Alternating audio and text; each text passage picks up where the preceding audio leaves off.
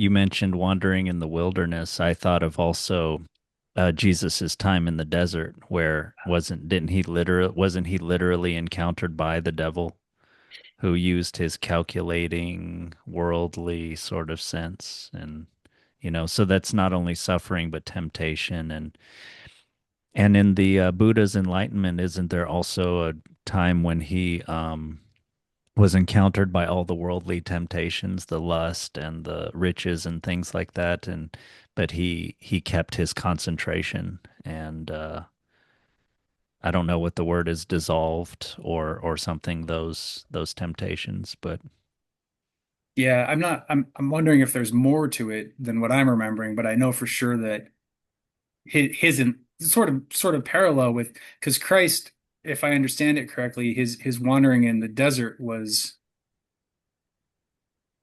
after being baptized by John and before he started his preaching, before he started bringing the good news. So it was sort of like he had this initiatory baptismal experience, wandered in the desert, was confronted with the devil, and came out the other side having shed the things that blocked him from his Christhood, to sort of stick with the Christian ontology there, as best as I can. And then with the Buddha, the moment, the sort of leading up to his enlightenment, he was attacked by Mara, the demon Mara, illusion.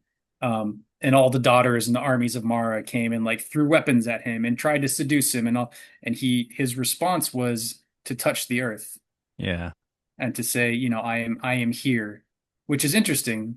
I mean, I yeah, don't know if the Buddhist would word it as I am here, but there is this like presencing, yeah. and yet in Buddhism, there is no self. So there's sort of a conundrum there, a Paradox contradiction, maybe. Yeah, paradox. Yeah, that's yeah, the word. Thank you, thank you. There's a paradox there that is fun to play with if you don't take it too seriously. But yeah. but yeah, yeah, the temptation, the because I think if we are trying to confront something like that, it's easy to miss the mark, and it's easy to not stay on that path. Especially since we're never quite sure what the path is or where it's going or whether we're on it or not. The whole thing seems kind of like a big joke. In a positive way, not in a like, oh, it's just a big joke, it's bullshit, but like Being able to it take it lightly, maybe. yeah, yeah, Yeah. being able to take it lightly, being able to laugh at it, just being like, well, I don't know, and I'm just doing the best I can, and I trust that the things that I don't see are being handled by things that care for me. But don't you also sometimes you do have a sense of whether this is a little right or this is a little wrong?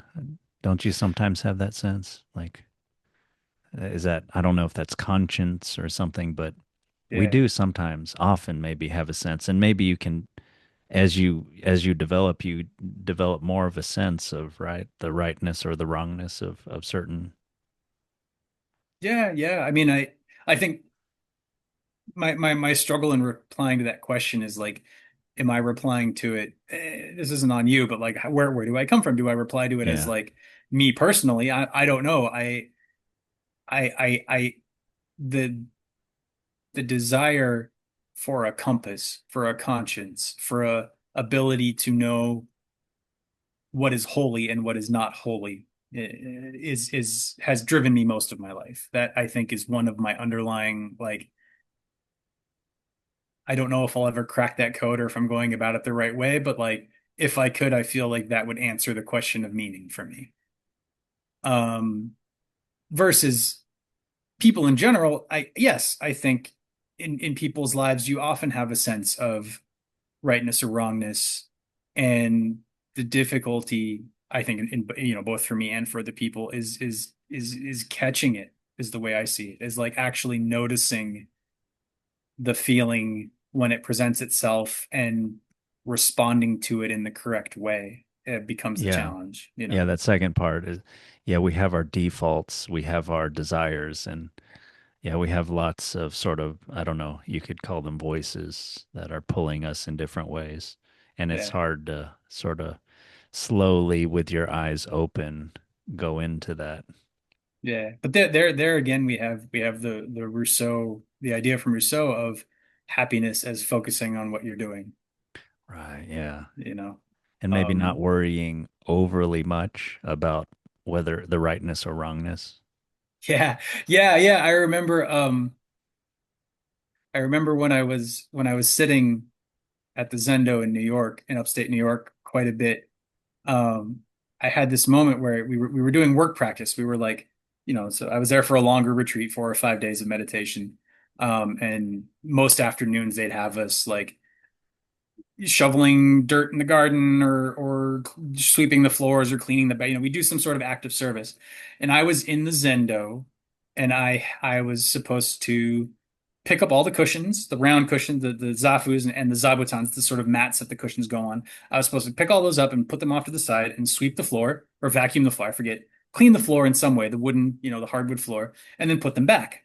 Lay them back out for people when they would come in for us to all sit together.